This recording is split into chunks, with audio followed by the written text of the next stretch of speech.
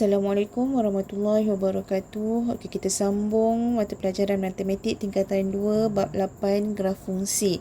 Hari ini kita akan belajar 8.1 fungsi bahagian kedua. Okey, jom kita teruskan. Okey, yang pertama sekali, di sini ada dua hubungan yang menghasilkan fungsi. Okey, ada dua hubungan yang menghasilkan fungsi. Hubungan yang pertama, hubungan 1 kepada 1. Okey, apa maksud 1 kepada 1? Contohnya jarak. Okey, jarak unitnya adalah km. Satu sahaja dekat sini. Isi padu ml, harga rm. So, dia ada satu sahaja jawapan dia. Okey, so 1 kepada 1. Yang kedua, hubungan banyak kepada 1. Okey, tabiat makanan haiwan contohnya. Okey, haiwan-haiwannya adalah arnab, lembu dan kuda. Okey. Haiwan apa tu? Itu semuanya adalah haiwan herbivore. Okey, jadinya hubungan daripada banyak, ini banyak ni ada 3 kepada 1. Okey. So, hubungan 1 kepada 1 dan hubungan banyak kepada 1 ni kita panggil dia sebagai fungsi. Okey, kita panggil dia sebagai fungsi.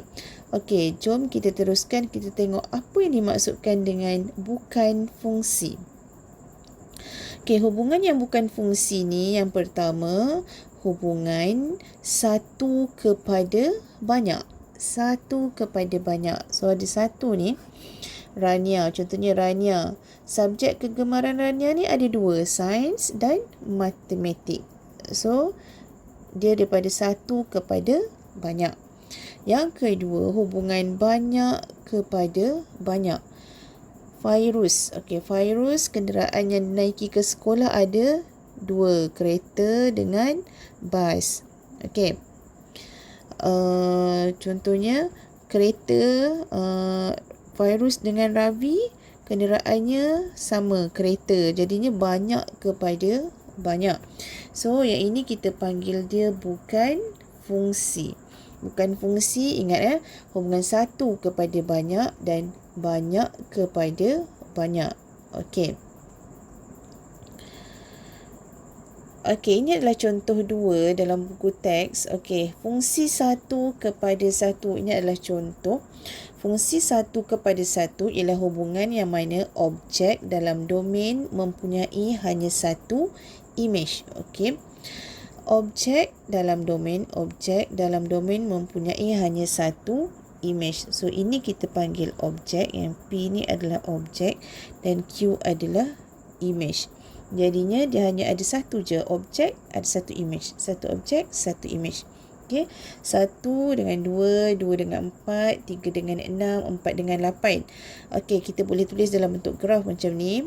Okey, 1, 2, 2, 4. Ya, okey, ataupun kita boleh tulis dalam bentuk pasangan tertib. Pasangan tertib ni dalam bentuk set. Okey. So, A ini adalah simbol set Okey, simbol set. Okey, dalam dia 1, 2. Yang kemudian pasangan 2, 4, 3, 6 dan pasangan 4, 8. Okey, ini adalah fungsi 1 kepada 1. Okey, seterusnya kita tengok fungsi banyak kepada 1. Apa yang dimaksudkan dengan fungsi banyak kepada 1? Hubungan yang lebih dari satu objek dihubungkan dengan imej yang sama. Okey, objek ada banyak. Okey, objek. Okey, fungsi banyak ni ini adalah objek. Kepada 1 ni imej. Jadinya objek banyak dia dihubungkan kepada satu imej. Itu imej yang sama. Okey, ini contohnya gandaan. 6, 9 dan 21 ialah gandaan 3. Okey. Jadi dalam bentuk graf kita boleh tulis macam ni. Okey, jadinya samalah dia. Semua berada pada paksi Y dia adalah 3 sahaja. Okey, koordinat Y dia. Dan pasangan tertib kita masih samalah caranya, tulis macam ni je lah. Okey, yang pertama 6, 3, 6, 3. Yang kedua 9, 3. Yang ketiga 21, 3.